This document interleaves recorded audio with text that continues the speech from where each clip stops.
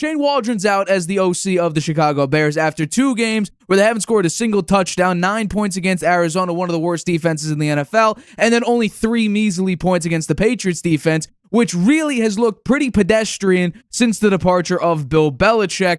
The Bears couldn't do anything. Offensively, they were inept, even though they have a pretty stacked roster, as everybody predicted going into the year that they would do well. We even had some people said they'd make the playoffs. One top-tier analyst, Nick Wright, had them going to the Super Bowl, which is pretty crazy. You, on the other hand, had a more of a, I would say, conservative pick. You thought rookie quarterback. I said they win 4 games. 5 games. You went 5 and 12. If you went 4 and 13, that'd be pretty bad. You had them going 5 and 12. Actually, let's bring up your prediction before I ask you the question. Now, this was your prediction. They would beat the Titans, beat the Colts, beat the Panthers, beat the Commanders, and beat the Patriots. This is reality.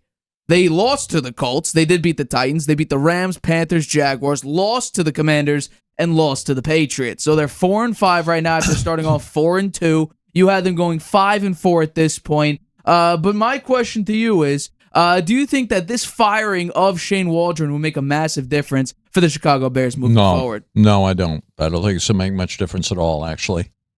He was fired only after 10 months on the job. It's his first year.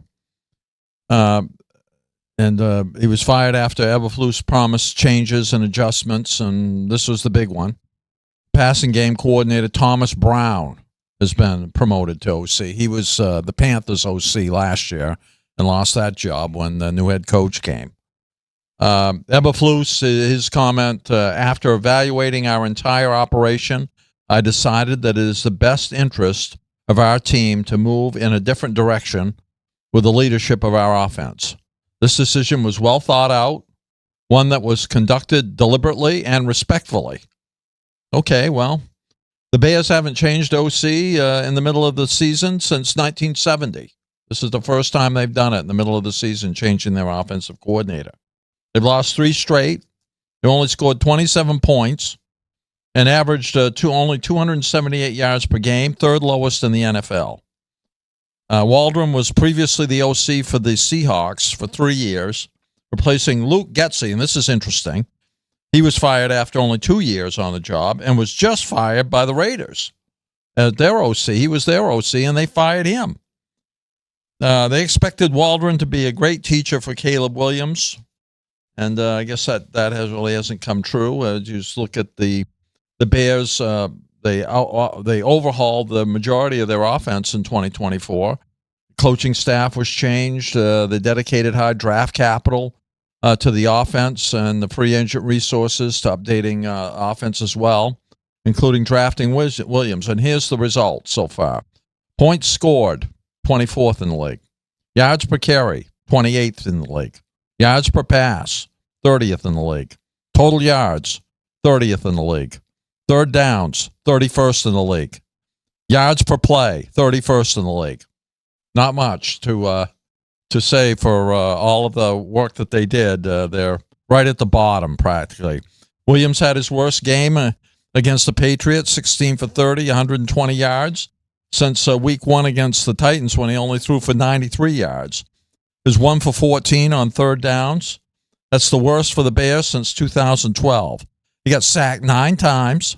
He's been sacked 18 times in the past 3 games. Past 3 games are all losses. Williams has logged his 3 highest pressure percentages in these games, in these 3 games this year. Thomas Brown was the Panthers OC last year, as I mentioned. He was with the Rams for 2 years before that as a running backs and tight ends coach, and the offensive coordinator with Miami, the college team, before the NFL. Eberflus's comment here was Thomas is a bright offensive mind who has experience calling plays with a collaborative mindset. So let's just take a look for a second at the Bears' remaining schedule.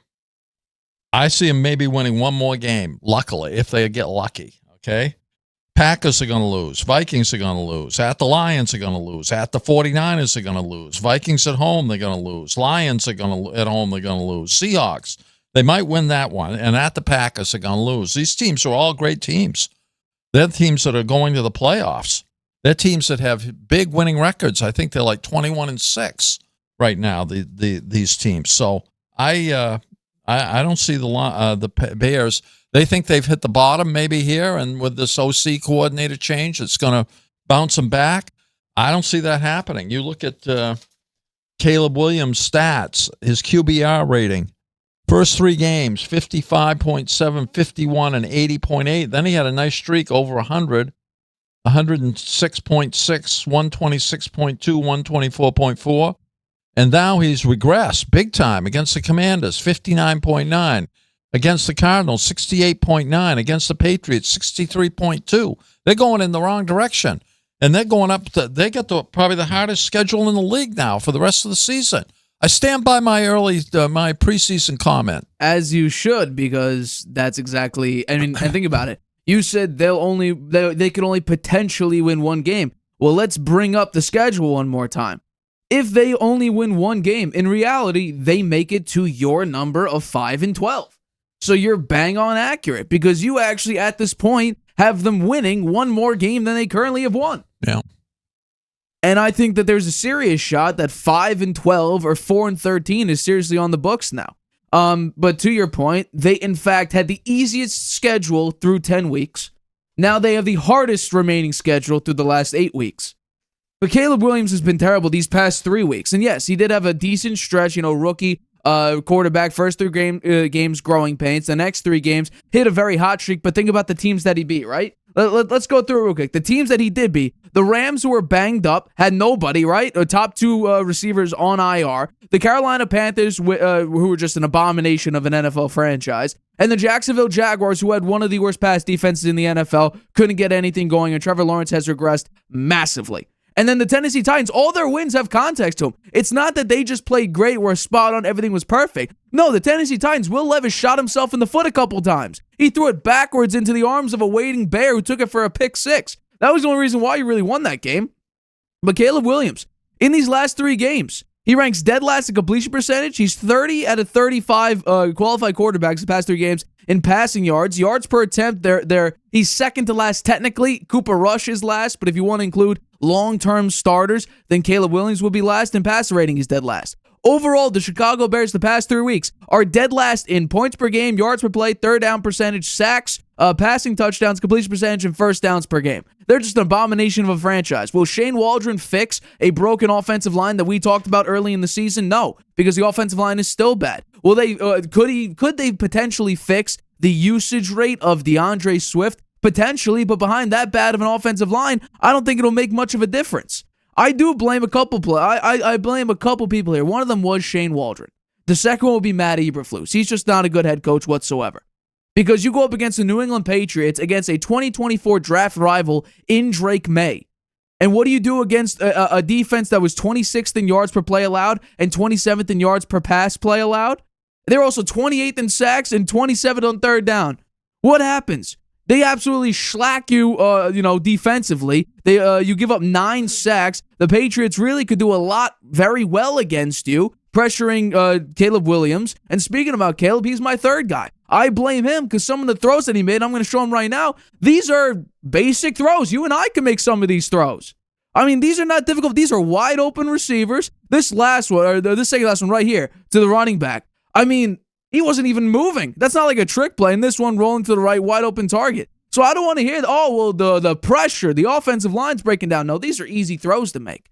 These are not throws where you're doing tight windows or under pressure. These are wide open throws that he's just missing. And it's not only in this game, too. He's doing it a bunch throughout the season so far. So I blame 3 people, one of which just got fired. Well, the other one should have gotten fired maybe last year. And the third is a rookie quarterback. And the reason why I think we have to be harder than a lot of people are on Caleb Williams is because the expectation's set. If Victor Wembanyama, who is going into the NBA as the best prospect since either LeBron James or Kareem Abdul-Jabbar, if he goes and averages 12 points a game, puts up 3 rebounds a game, with half an assist, we're going to go in here and say, what the hell are we talking about? How are you the best prospect that we've ever seen come out of college, or at least for Victor Wembanyama's case, coming out of international basketball? How are you the best prospect the NBA has to offer in decades if you're putting up dud performance after dud performance? Caleb Williams' comp was Patrick Mahomes. Mahomes' first year starting, 5,000 yards, 50 touchdowns brings Tom Brady to He sat his first year, though. Right, behind Alex Smith, but he did play the last, I think, few games. Yeah. But his first year starting, 5,000 yards, 50 touchdowns, brings Tom Brady in the AFC Championship game to overtime. The following year wins a Super Bowl. And you could argue, I mean, think about just the weapons that Caleb Williams has. He has Keenan Allen. He has DJ Moore. He has Rome Odunze, DeAndre Swift. Cole Kmet's a good tight end. The defense, second half of the year, everyone brings it up, was the number one defense in the NFL. He's got an offensive line that rivals the Patriots for being the worst in the league. I think they're 30th according to PFF. Patriots still ranked dead last. So I'm saying we have to expect more from Caleb Williams. And by the way, the Bears went 1 of 14 on third down. 1 of 14. Yeah. That is terrible. Caleb Williams seems to be totally out of sync with his receivers. I mean, you look at some of those passes, you showed them. They weren't even close. Right. And the receivers were wide open. Exactly. So, I don't know. Does he know the routes they're running? Does he know what the offense is? I mean, those were design plays. I don't know why he missed those guys. It doesn't make sense to me. Is he not practicing enough? I mean, you'd think he'd have those down by 10 games into the season. He would have those basic plays down. I don't know. I think he might be a little overhyped. I think, and the Bears, they are out on them from the beginning. I was out on him from the beginning. Eberflus, I never was sold on him. That's true. He's done at the end of the year, I'm Absolutely. sure. He's going to be gone. He may not even make it to the end of the year, especially if you go on that big losing streak. They're going to. I just don't see how they can avoid it. These teams, the Lions, the teams are much better than they are. Right, the Lions, I would 100% agree with you. If Jordan Love gets the Green healthy, Bay Packers, they have a good defense. They actually out of the top, they have 2 safeties in the top 5, and the Lions also have the number 1 and number 2 best safeties in the league. So right now, two teams in your own division have 4 out of the 5 top 5 safeties in the NFL right now. But here's something. Bill Barnwell on Caleb Williams, he decided to do a deep dive because we talk about, throws under pressure.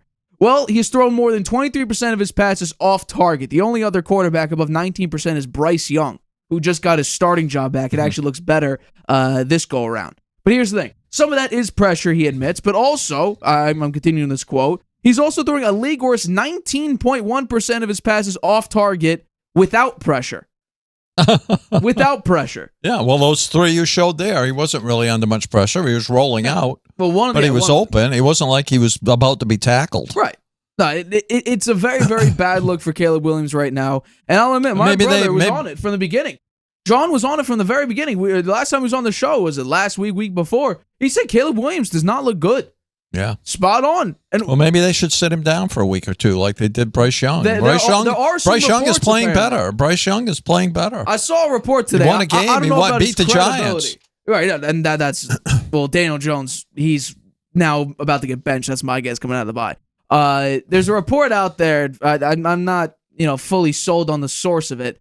Saying that there's some veterans that are speaking up about potentially wanting, Tyson Bagent to come in and start over Caleb Williams.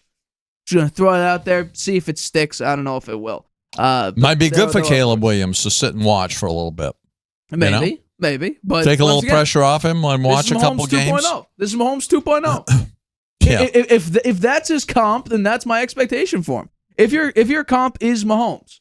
Just like how Victor Wembanyama was told to be the best prospect coming into the NBA since LeBron or Kareem, then I have to say, well, show it to me. He looks nervous out there. He looks uncomfortable. You look at Drake May. Drake May looked very comfortable out there playing. And he has the worst supporting cast and the worst offensive line. He looked like he was having fun. And that backs up my take. I feel solidified, especially because now we've seen in this draft class, Caleb Williams go up against 2 quarterbacks that were below him in the draft because obviously he was the first overall pick. Both quarterbacks look better and played better than Williams did. Jaden Daniels had a game that nobody will ever forget. He threw that Hail Mary with negative 5 seconds on the clock. It was a 13-second play. He ran around the backfield for 12 seconds and then heaved the ball down the field. And Tyreek Stevenson, who was taunting the fans on the way down the field, tapped it right into the arms of waiting receiver. Noah Brown, yeah. For the ages, that play will stand. Well, I feel really good saying, and I said this list last week, the way the rookie quarterbacks go right now, it's Jaden Daniels, Bo Nix, Drake May, and Caleb Williams. Bo Nix just outplayed Patrick Mahomes, which we're going to talk about a little bit later. So if you outplay Patrick Mahomes in a head-to-head matchup where you haven't beaten the Chiefs at home since 2015 and you lose on a blocked field goal, which I'm going to get into the numbers, is extremely rare over the past 24 seasons, then you're number 2. Yeah. You're number 2. I would say Patrick Mahomes is having a setback year, actually. Absolutely, yes. They're lucky. If they had a poor record, people would be all over him for the way he played. They find ways to win. He missed 2 wide open touchdown passes in this past game. He's thrown a lot of interceptions this year.